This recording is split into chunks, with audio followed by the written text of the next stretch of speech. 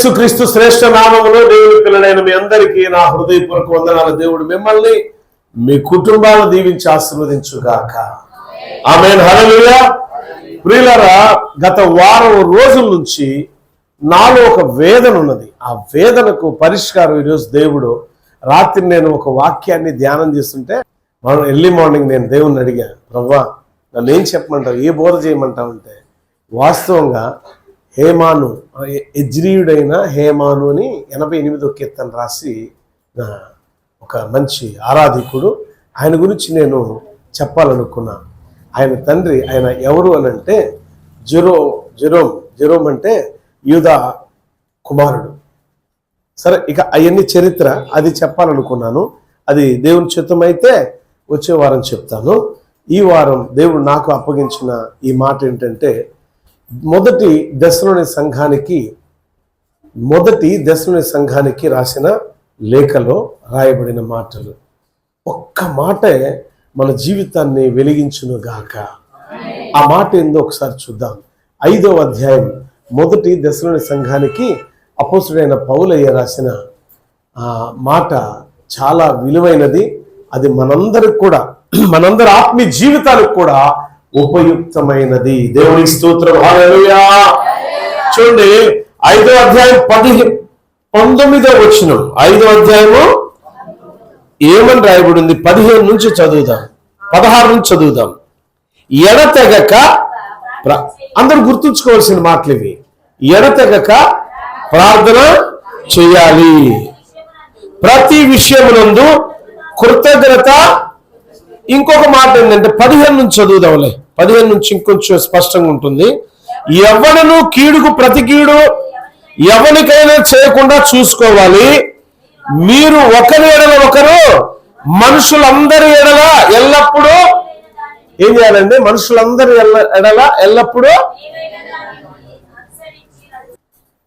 ఈ 15వ వచనం నుంచి కొన్ని మాటలు మన ఆత్మీయ జీవితానికి ఉపయుక్తమైనవి కాబట్టి ఇక్కడ మనం చదువుతున్నప్పుడు చాలా జాగ్రత్తగా పిన్ టు పిన్ వాక్యాన్ని ఎప్పుడు కూడా చాలా జాగ్రత్తగా చదువుకోవాలి. కీడుకు ప్రతి కీడు మనం చేయొద్దని చెప్తున్నాడు పౌలయ్య. మీరు ఒకరి ఎడల ఒకరు మనుషులందరి ఎడల ఎల్లప్పుడూ ఏం చేయాలట? ఎల్లప్పుడూ ఏం చేయాలా? అంటే ఎప్పుడు ఏం చేయాలా? ఎదుటోళ్ళకి చేతనైతే ఏం చేయాలి, లేకపోతే ఏం చేయాలా? నోరు మూసుకొని కూర్చోవాలా. నీకు మేలు చేయడం చేత కానప్పుడు మౌనం కూర్చో. కీడు మాత్రం చేయకూడదు. కీడుకు ప్రతి కీడు మొదటి ప్రారంభంలోనే ఉంది. కీడుకు ప్రతి కీడు మీరు చేయొద్దు. చేతనైతే మేలు చేయి, లేకపోతే నోరు మూసుకొని కూర్చో, సైలెంట్గా ఉండు అని చెప్పాడు. అందుకనే ఈయన చెప్పిన మాటల్లో ఈరోజు మన ఆత్మీయ జీవితానికి ఉపయోగపడే ఒక మాట ఉంది. అద్భుతమైన మాట ఇది. చాలా జాగ్రత్తగా వినండి. మనం ఎలా ఉండాలంటే ఆత్మీయ జీవితంలో కీడుకు ప్రతి కీడు మనం చేయొద్దు. చేతనైతే ప్రతి మనిషి ఎడల మేలు చేయాలి. ఆ తర్వాత వచనం ఉంది చూడండి. ఎల్లప్పుడూ ఎట్లా ఉండాలట? మాడి యొక్క మొహంలే మనం ముఖాలు. ఎంతమంది పెట్టుకుంటారు? నిజాన్ని ఒప్పుకోండి. ఇంట్లో భార్యాభర్తల గొడవలు అయితే, లేదా ఏదో ఆర్థిక పరమైన గొడవలు అయితే, లేదో రూపాయి లేకపోతే అబ్బాబ్బా ఎంత కలకల్లాడుతూ ఉంటాయి మన ముఖాలు. అది ఏదో ఇంటి దగ్గర కదా, ఇక్కడ కాదుగా. నీకు నా దేవుడికి ఏమన్నా గొడవలా? ఆయన నీకు అన్యాయం చేశాడా? మరి ఎందుకు మాడి చెక్క ముఖం ఎడ పెడతావు? ఎట్టుండాలంటే ఇప్పుడు ఎట్టుండాలట? ఒకసారి సంతోషంగా ఉన్న దేవుడు స్తుతించినట్టయితే మాడి చెక్క ముఖాలు స్తుతించండి. హల్లెలూయా. మనం ఎలా ఉండాలి? కీడుకి ప్రతి కీడు. నెంబర్ 1, కీడుకి చేయకూడదు. దావీదుని చంపాలని సౌలు చూశాడు. ఏనాడు కూడా దావీదు సౌలు తన చేతికి దేవుడు అప్పగించినా సరే అతను ముట్టల. కీడు ప్రతి కీడు దావీదు చేశాడా? ఎందుకు దావీదు అంత గొప్పవాడయ్యాడు? దావీదు వంశంలో యేసుక్రీస్తు ఎందుకు పుట్టుకొచ్చాడు? ఒక వాగ్దానం. అది దావీదు చిగురు. ఏంటంటది? దావీదు ప్రభువైన క్రీస్తునాథుడు. ఒక వాగ్దానం ఇచ్చాడు, ప్రామిస్ చేశాడు. దావీదును ఒక మంచి ఫ్రెండ్గా, ఒక మంచి స్నేహితుడుగా చూశాడు దేవుడు. అందుకే దావీదు యొక్క హృదయాన్ని ఎరిగిన దేవుడు ఆయన వంశాన్ని ఈ రోజు కూడా వృద్ధి చేస్తూ వచ్చాడు. ఆమేన్, హల్లెలూయా. మనం కూడా ఎలా ఉండాలంటే కీడుకు ప్రతి కీడు చేయకూడదు, వదిలిపెట్టే. మనకు ఎవరైనా కీడు చేశారా, వదిలిపెట్టే. వాళ్ళ మీద రివెంజీలు మనకి గిట్టదు. ఎందుకు తెలుసా?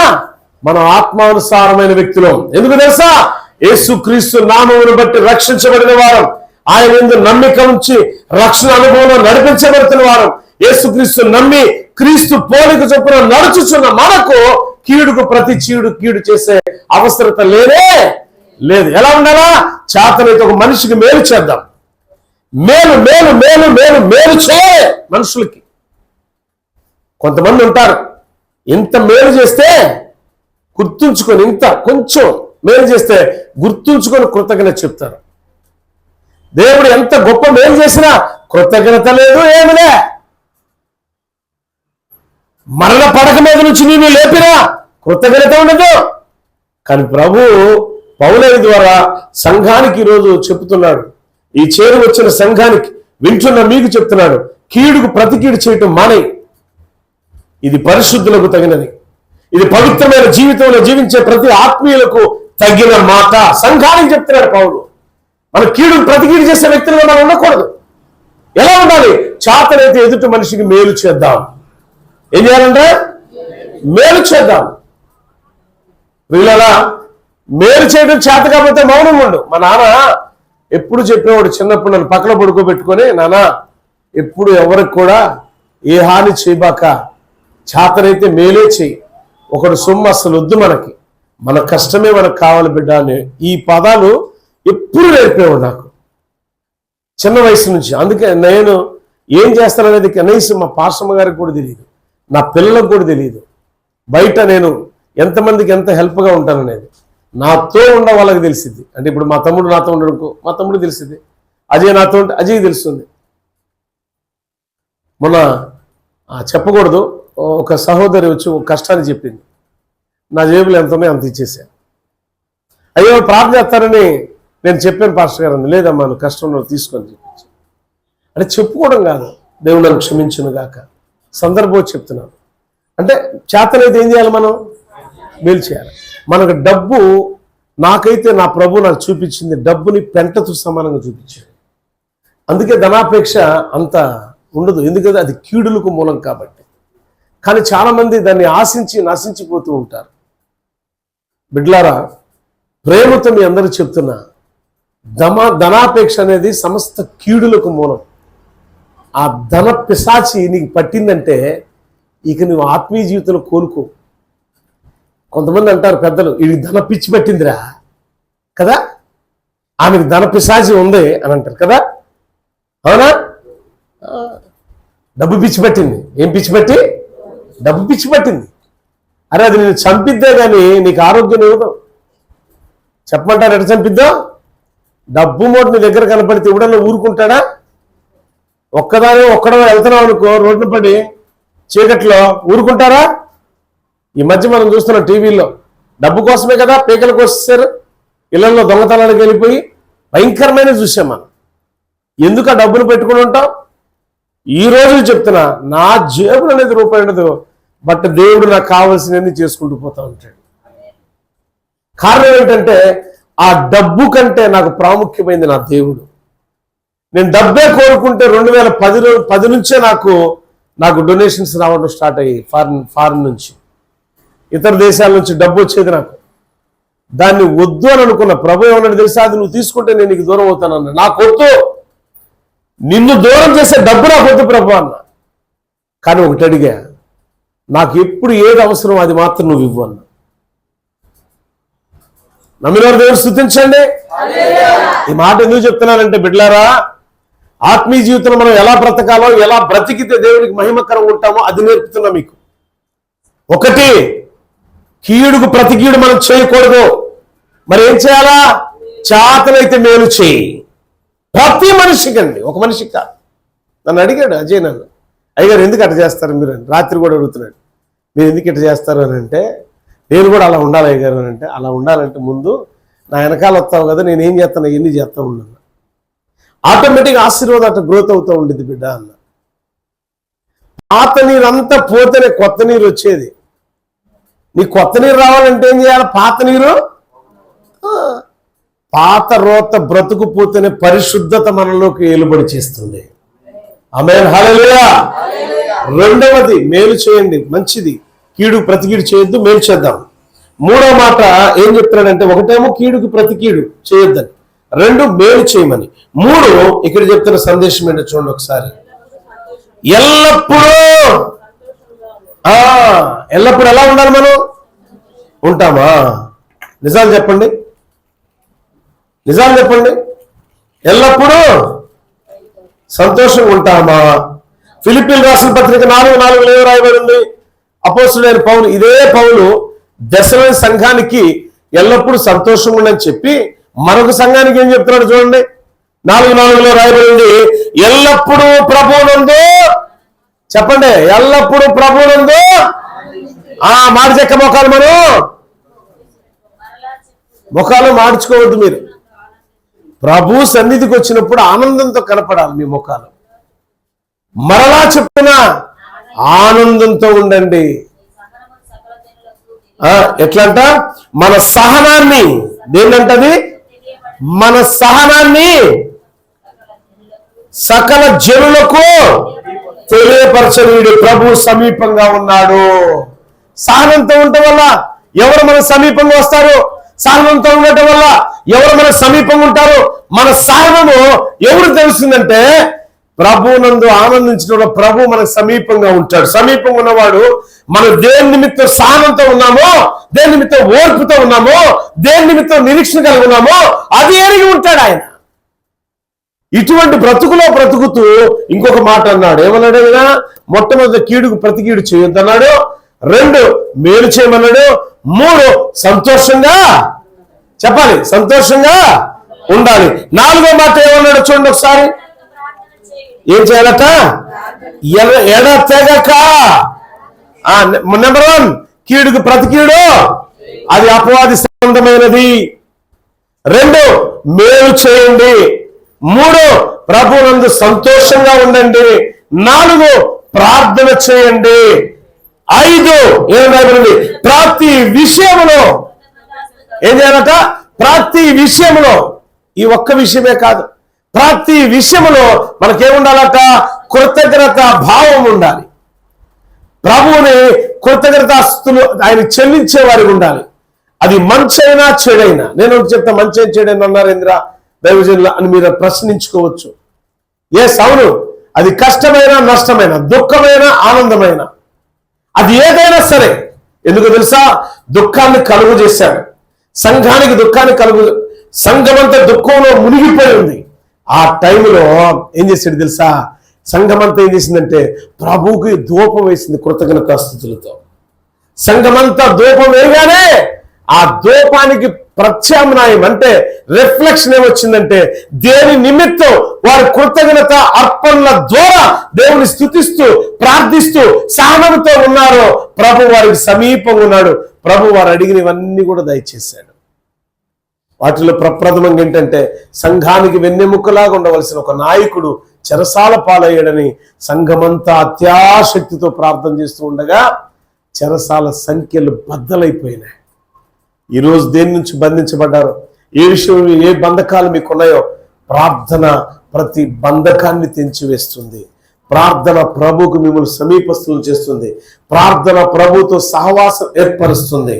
అంతేకాదు ప్రియులారా, ఇంకొక మాట, ప్రతి విషయంలో మనం ఈ ప్రార్థన విషయంలోనే కాదు, కృతజ్ఞత చెల్లించే విషయంలోనే కాదు, నిరంతరం ప్రభువుకు సమీపంగా ఉండి చేసే పని, ఆసక్తితో చేసే పని. అంతేకాదు కింద దాని తర్వాత, ఇలాగు చేయుట యేసుక్రీస్తునందు మీ విషయంలో దేవుని చిత్తం. అంటే దైవ చిత్తం ఏంటి? ఇప్పుడు చెప్పండి నాకు, దైవ చిత్తం ఏంటి? ఒకటి, కీడుకు ప్రతి కీడు చేయకూడదు. రాసుకోండి, కీడుకు ప్రతి కీడు ఎప్పుడు కూడా మనం చేయొద్దు. తర్వాత, చేతనైతే ప్రతి మనిషి విషయంలో అన్నాడా లేదా ఒక్కడి విషయంలో అన్నాడా? అంటే ప్రతి మనిషి విషయంలో ఏం చేయాలి మీరు? మేలు. మేలు అంటే ఏంటి? మంచి క్రియలు చేయాలి, సహకారులుగా మనం ఉండాలి, ఆప్తులుగా ఉండాలి, అండగా ఉండాలి. అందుకే ప్రతివాడు తన సొంత కార్యాలే కాక ఇతర కార్యాల్లో కూడా పాలిభాగస్తులై ఉండుడి. ఫిలిప్పీయులకు రాసిన పత్రికలో అపోస్తలుడైన పౌలు చెప్తాడు. పౌలయ్య మాటలు చాలా అద్భుతకరమైనవి. ఆయనకు వచ్చిన చందాలన్నీ కూడా ఏం చేసేవాడంటే ఇంకొక నూతన సంఘాలను బలపరచడానికి వాటిని వాడేవాడు, కానీ అక్రమంగా ఖర్చు పెట్టేవాడు కాదు. ఈ కానుక పెట్టిన డబ్బులు నేను ఎప్పుడు తీస్తాను అంటే, నేను పరిచయం పెడితే కన్నా దూరంగా వెళ్ళాలి అంటే నా దగ్గర అసలు లేవు అనుకున్న రోజు, ఆ రోజు తాళం తెప్పించి అజయ్ నేను కూర్చొని లెక్క పెట్టి, ప్రభువా వీటిని నీకు మహిమకరంగా వాడాలి అంట. నా పరిచర్య, నేను చేస్తున్న పరిచర్య ఎంత యథార్థంగా ఉంటుందో అంత యథార్థతను బట్టి నన్ను దీవించు ప్రభువా అంట. ఎందుకంటే ఎక్కడ కూడా నేను సేవా పరిచర్య విషయంలో నేను ఎప్పుడూ కూడా అక్రమానికి పాల్పడను. నేను లేని మాటలు ఉన్నట్టు, ఉన్న మాటలు లేనట్టు ఇప్పుడు నేను చెప్పను. నాకు ఇష్టం ఉండదు. దేవుడు ఇష్టపడ్డాడు. అలా చెప్పేవాడిని దేవుడు ఆశీర్వాదంలో నడిపించడం. కొంతమంది ఏం చేస్తారంటే డబ్బుని టార్గెట్ చేసి ప్రజల్ని రకరకాలుగా మెల్ట్ చేయడానికి, ప్రజలు దేన్ని చూస్తే అట్రాక్ట్ అయిపోతారు, ఆకర్షించబడతారో ఆ పనులు చేయడానికి ఇష్టపడతారు సేవలో. నేను అలా చేయను, నాకు అది ఇష్టం ఉండదు. మొన్న కళ్యాణి వాళ్ళ అత్తగారు ఫోన్ చేశారు, ప్రార్థన చేయి, మళ్ళీ చేస్తానమ్మా, నేను మర్చిపోయాను, మళ్ళీ గుర్తొచ్చింది, నేను మళ్ళీ ప్రార్థన చేశాను. ఆమె ఫోన్ చేయాలి కానీ ప్రార్థన చేశాను. అంటే ఏంటంటే ఆ ప్రార్థన చేయడం నేను ఏ పరిస్థితిలో ఉన్నాను తెలియదు కాబట్టి, అమ్మ ఒక నిమిషం నేను మళ్ళీ చేస్తానన్నాను. ఈలోపు వేరే ఫోన్ వచ్చితే మళ్ళీ మర్చిపోయినా.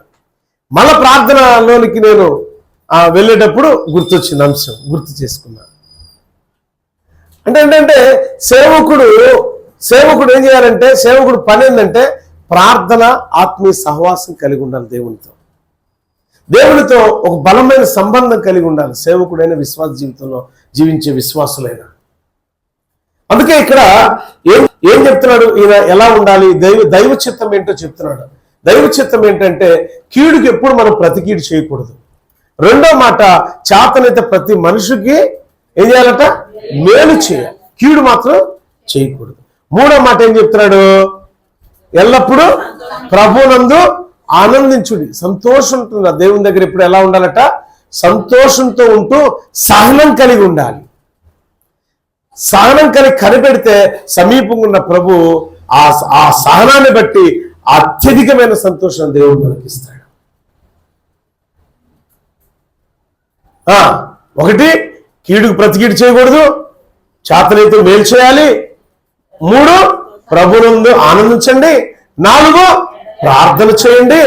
5, కృతజ్ఞత చెప్పండి, కృతజ్ఞతాస్తుతులు చెల్లించండి. ఇలాగ చేయుట దైవ చిత్తం. ఇలాగున్న విశ్వాసం ఎలా ఉండాలి?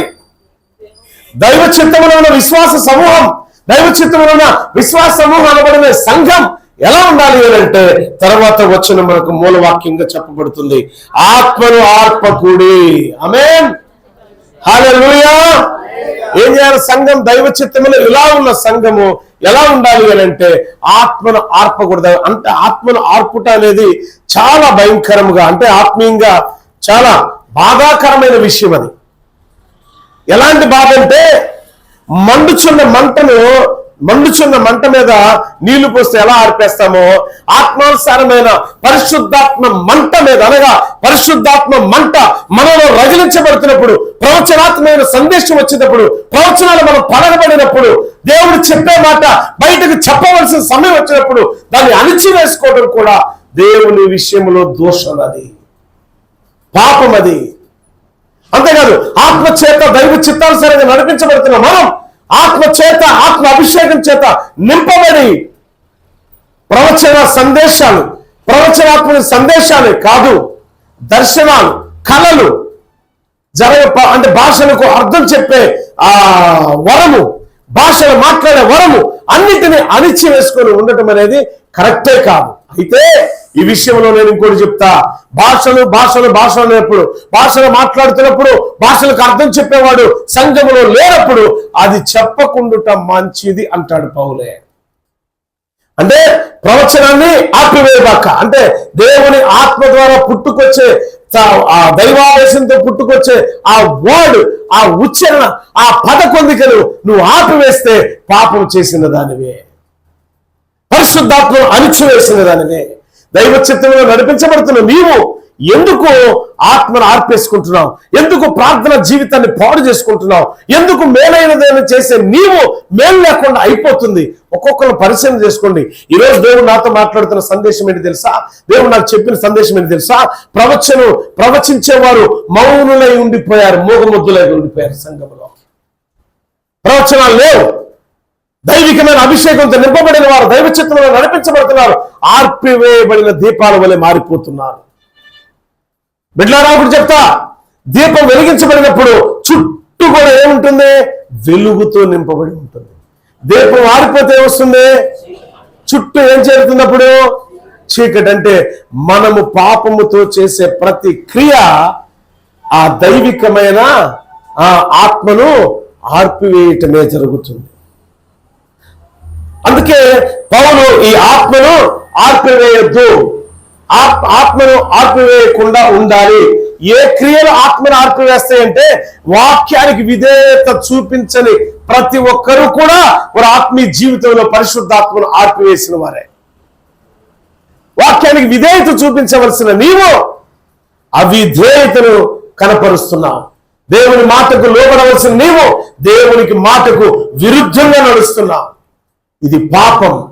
బైబిల్ గ్రంథం చెప్తుంది. మత్తయి సువార్త 12వ అధ్యాయంలో రాయబడిన ఒక సందేశం ఏంటి తెలుసా?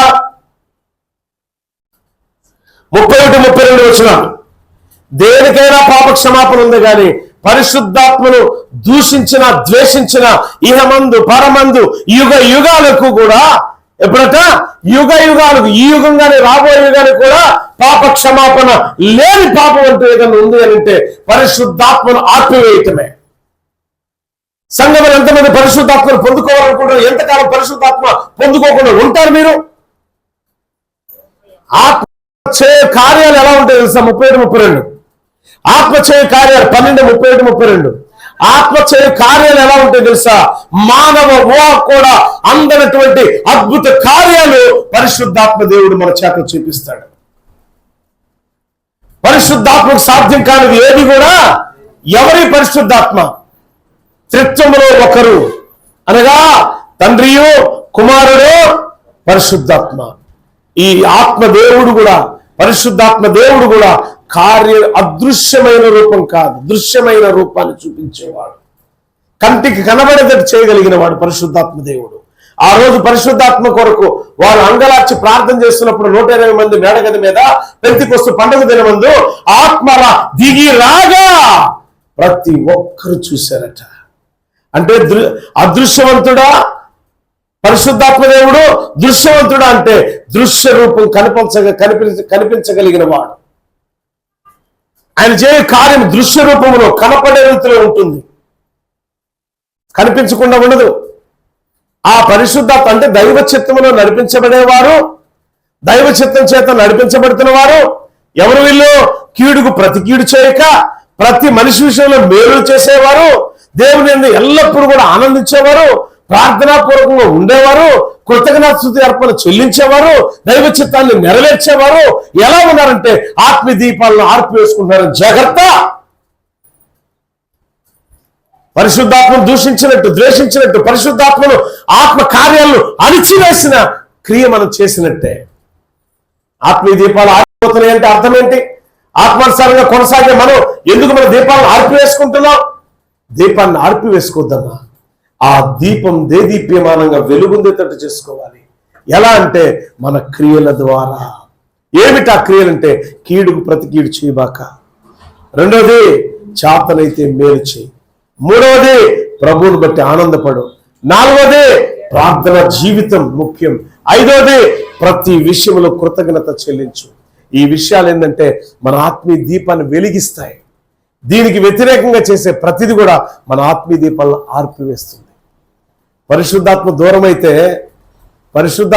దూరమైతే ఎంత అంగలార్చినా, నువ్వెంత అంగలార్చినా సుఖము లేనే. No reply. ఆ రిప్లై ఏమిటో ఇచ్చే దేవుడిని కనపడ్డ, ఇంకా రిప్లై లేదు, ఆత్మదేవుని దగ్గర నుంచి సప్లై ఉండదు. రిప్లై లేదు, సప్లై లేదు. ఏముంది అంటే చీకటి నిన్ను అలుముకొని ఉంటుంది. చీకటి నిన్ను అలుముకొని ఉంది. ఆ చీకటి అలుముకోకుండా ఉండాలి అని అంటే దైవ చిత్తాన్ని నెరవేర్చుకోవడానికి సంసిద్ధుడు వేయండు, సంసిద్ధురాలు వేయండు. ఆమేన్, హల్లెలూయా. కానీ చూడండి, ఆత్మ నడిపింపుకు లోబడాలి. విధేయత్వ ఆత్మ నడిపింపుకు మనం లోబడాలి. పరిశుద్ధాత్మ ద్వారా ప్రవచన సందేశాలను ధిక్కరించకుండా ప్రవచనాన్ని మాట్లాడాలి. ఇంకా చెప్పాలి అంటే అనేక రకాల హెచ్చరికలు ఉంటాయి. ఆ హెచ్చరికలు కూడా మాట్లాడితే వాళ్ళు ఏమనుకుంటారు, మాట్లాడకపోతే దేవుడు ఏమంటాడు, ఇలాంటి వద్దు. ఉచ్చారణ దేవుడు దైవావేశంతో కలుగు చేసినప్పుడు దాన్ని పలకటం నేర్చుకో. దేవుడు ఆత్మ ప్రేరణ అంటారే, పరిశుద్ధాత్మ ప్రేరణ ద్వారా మంచి క్రియలు చేయాలి. సంఘములో ఏం చేయాలా? మంచి క్రియలు చేయాలా. దేవుడు ఏదైనా మంచిని ప్రేరేపించి, నిజమే, ఈ మందిరానికి నేను ఇలా చేయాలి, అలా చేయాలి, ఇదిగో దైవజనుడి పట్ల అలా చేయాలి, ఇలా చేయాలి, ఇదిగో నా తోటి సహోదరుడి పట్ల అలా ఒక తీర్మానం తీసుకున్నప్పుడు, ఒక జడ్జిమెంట్ నీలో నీవు అనుకున్నప్పుడు అది చేయటం మానబాక. మాట ఇచ్చి మాట తప్పబాక.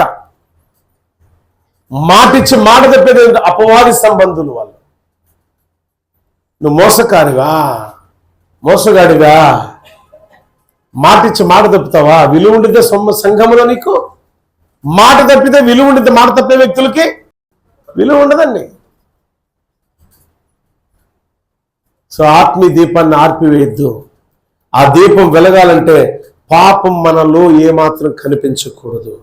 ఆ దీపం వెలగాలి అంటే పరిశుద్ధాత్మ ప్రేరణ ద్వారా చేసే ప్రతి పరిచర్య దేవునికి మహిమకరంగా చేయాలి. అదేవిధంగా ఎఫెసీ సంఘానికి రాసిన పత్రికలో 4:30 అంటాడు కదా, ఈయన ఓ మాట ఉంటుంది చూడండి, పరిశుద్ధాత్మను మనం దుఃఖ పెట్టకూడదని. అంటే ఏంటి? ఆత్మీయ దీపం ఆరిపోతుందంటే మనం దుఃఖ పెట్టే వ్యక్తులుగా ఉన్నామేమో, మనం దుఃఖపరుస్తున్నామేమో. జ్ఞాపం చేసుకోండి, ఎఫెసీ సంఘానికి ఆయన పత్రిక రాస్తూ ఆయన ఒకే ఒక్క మాట అంటున్నాడు చూడండి, 4:30 ఆయన చెప్తున్న మాట, దేవుని యొక్క పరిశుద్ధ ఆత్మను దుఃఖపరచుకుడి, విమోచనాదుల వరకు ఆయన మీరు ముద్రింపబడి ఉన్నారు. సమస్తమైన ద్వేషము, కోపం, క్రౌధం, అల్లరి, దోషణ, సకల విధాలైన దుష్టత్వము మీరు విసర్జించాలి. ఏం చేయాలట? ఒకవేళ విసర్జించకపోతే ఏమండి, దోషణ పలుకులు, అల్లరితో కూడుకున్న పలుకులు, దేవుణ్ణి దూషించేయి, దేవుని పిల్లలను దూషించేయి, హేళన చేసేయి, దేవునికి విరుద్ధమైన పనులు చేస్తూ కోపం, ద్వేషం, అసూయ, పగ, ప్రతీకారం అనుకుంటా వెళుతూ ఉంటే నీ ఆత్మీయ దీపం ఆరిపోతే గాఢాంధకార చీకటి నీ జీవితం, గాఢాంధకార చీకటి అయిపోతుంది నీ జీవితం. అంధకారంలో నుంచి ఇక ఎన్నడూ కూడా ఎప్పుడు కూడా బయటికి రాలేవు. కనుక పరిశుద్ధాత్మను దుఃఖ పెట్టొద్దు, పరిశుద్ధాత్మ దీపాన్ని ఆర్పివేసుకోవద్దు, పరిశుద్ధాత్మను దుఃఖ పెట్టుకోవద్దు. ఏం చేయాలి? మనం నిరంతరం ప్రార్థన ధూపం వల్ల ఉండాలి. అందుకే ఎల్లప్పుడూ ప్రార్థన, ఇందా చదువుకున్నాం కదా, ఎల్లప్పుడూ ప్రార్థన చేయండి, లేక ఎడతెగక నువ్వు సమయం దొరికినప్పుడల్లా ప్రార్థన చేయి. నువ్వు నడుస్తున్నావు, ఖాళీగా ఉన్నావు, దేవుని స్తుతించు, వెళ్ళు, పని చేసుకున్నావు, దేవుని ఆరాధించు, ప్రార్థన చేసుకుంటూ పనిచేయి. ఆనాడు యెరూషలేము ఎరుకో గోడను కూల్చివేయబట్టడానికి వాళ్ళు ఓన్లీ ఒక స్తుతి అర్పణ చేయలా. బైబిల్ లోతుల్లోకి వెళ్తే ఏముంటుందంటే స్తుతి ప్రార్థన నైవేద్యాలు సమర్పించారు. స్తుతి ప్రార్థనతో, ఉదయకాల స్తుతి ప్రార్థనతో దేవుని కలుసుకునే వాళ్ళు ఆనాటి ప్రజలు. ఈరోజు స్తుతిస్తున్నామా, ప్రార్థిస్తున్నామా, ఆరాధిస్తున్నామా, కీర్తిస్తున్నామా? పాట పాడితే ఒకళ్ళకుండా పాడిపోవటమే. మనస్ఫూర్తిగా పాడి చూడండి ఒకసారి. ఇక్కడ ఎవ్వరు కూడా ఎక్కువ తక్కువ ఉండరండి, అందరూ సమానమే. అర్థమైందా? నేను ఎక్కువ, మీరు తక్కువ కాదు. ఇక్కడ దేవుని దృష్టిలో కోటీశ్వరుడైన వాడైనా ఒకటే, కటిక దరిద్రుడైనా ఒకటే. ఇది గుర్తుంచుకోండి. మనం ఆత్మను దుఃఖ పెట్టకూడదు, ఆత్మను ఆర్పివేసుకోకూడదు. ఏం చేయాలి? దీనికి చేతనైతే మేలు చేయి, కీడు మాత్రం చేయబాక. చేతనైతే ఎల్లప్పుడూ దేవుని యందు ఆనందించు, దుఃఖపడబాక, ఏడబాక మాడిచెక్క ముఖాల్లాగా. చేతనైతే ఎల్లప్పుడూ ప్రార్థన చెయ్యి, ఎడతెగక ప్రార్థన చెయ్యి. చేతనైతే దేవుడు చేసిన మేలుల విషయములో, దుఃఖము విషయములో దేవుని మహింపరుస్తూ కృతజ్ఞత చెల్లి. ప్రభువా, ఈ దుఃఖంలో జయం ఇస్తున్నావు, ఈ కష్టంలో, ఈ కన్నీళ్ళలో, ఈ అనారోగ్య పరిస్థితిలో నాకు గొప్ప జయం ఇస్తున్నావు బట్టి స్తోత్రం. కష్టం వచ్చిందంటే, కన్నీరు మనకు కలిగిందేనంటే, వేదన బాధలతో మనం ఇబ్బంది పడుతున్నామంటే మనల్ని దేవుడు విడిచిపెట్టినట్టు కాదండి. దేవుడు మనం శోధించిన పిదప, దైవికమైన శోధన అనుభవించిన పిదప మనం సువర్ణం వలె మనం మార్చబడతాం, బంగారంలాగా మార్చబడతాం. కల్మషం లేని, కలంకం లేని బంగారు పాత్రగా మనం ఉండాలనేది దేవుని చిత్తం. ఆ బంగారం, మేలిమి బంగారం బయటికి తీయడానికి కూడా దాన్ని బంగారాన్ని కూడా మట్టిలో నుంచే తీసేది. ఎన్ని రకాలుగా వడబోస్తారు, కాలుస్తారు, వడబోస్తారు కదా, అలా కాదు చేసేది. డైరెక్ట్ మట్టిలో నుంచి తీసుకొచ్చి వస్తువు తయారైద్దా? లే, ఆ మట్టిలో నుంచో, ఆ ఇసుకలో నుంచో, ఆ రాళ్ళ నుంచో బంగారాన్ని బయటికి తీసి ఆ బంగారాన్ని శుద్ధీకరించి దానితో వస్తువు తయారు చేస్తారు, మట్టితో చేసేది. సో దాన్ని శుద్ధీకరించడానికి ఎలా కాల్చబడతామో, కష్టాల్లో, కన్నీళ్ళలో, బాధల్లో, వేదనలో మనం కాల్చబడితే నిజమైన సారూప్యత మన యందు క్రీస్తులో ఏర్పడుతుంది. ఆమేన్, హల్లెలూయా.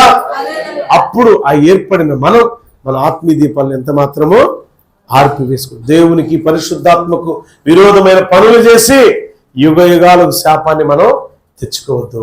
దేవుడి మాటలు దీవించుగాక. ఆమేన్. ప్రార్థన చేసుకుందాం. మహాపరిశుద్ధుడా, మహోన్నతుడా, నీకు స్తోత్రాలు. కలంకము లేని, మచ్చలేని, డాగులేని ప్రేమ మా పట్ల కనపరిచి ప్రభువా నూతన జీవాన్ని మాకు దయచేసిన వాడా నీకు స్తోత్రాలు. ఆత్మీయ జీవితంలో కొన్ని శారీరకమైన క్రియలు మమ్మల్ని ప్రేరేపించి పరిశుద్ధాత్మను దుఃఖపెట్టే రీతిలో మేము ప్రవర్తిస్తున్నామా? క్షమించండి, మన్నించండి.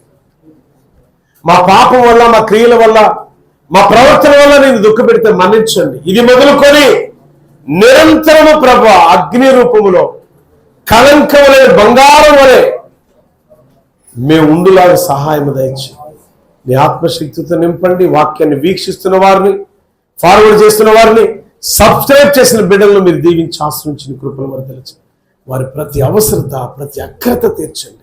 చేరి వచ్చిన బిడ్డలందరినీ దీవించి ఆశ్రయించిన కృపను వర్ధన చేయమని యేసు నామమున అడుగుచున్నాను తండ్రి. Amen. God bless you all. దేవుడు మిమ్మల్ని, మీ కుటుంబాలు దీవించిన గాక. ప్రతి నెల 1వ తారీఖు ఆలనైట్కి మీ అందరినీ ప్రేమతో ఆహ్వానిస్తున్నాం. ప్రతి సమస్య నుంచి దేవుడు మనకు విజయాన్ని దయచేయగలుగుతాడు. సో రండి, విజయపు అడుగులు దేవుడు మిమ్మల్ని నడిపిస్తారు సిద్ధంగా ఉన్నాడు. కాబట్టి ఆ అడుగులు వేయండి, ఆశీర్వాదానికి వారసులు అవ్వండి. God bless you all.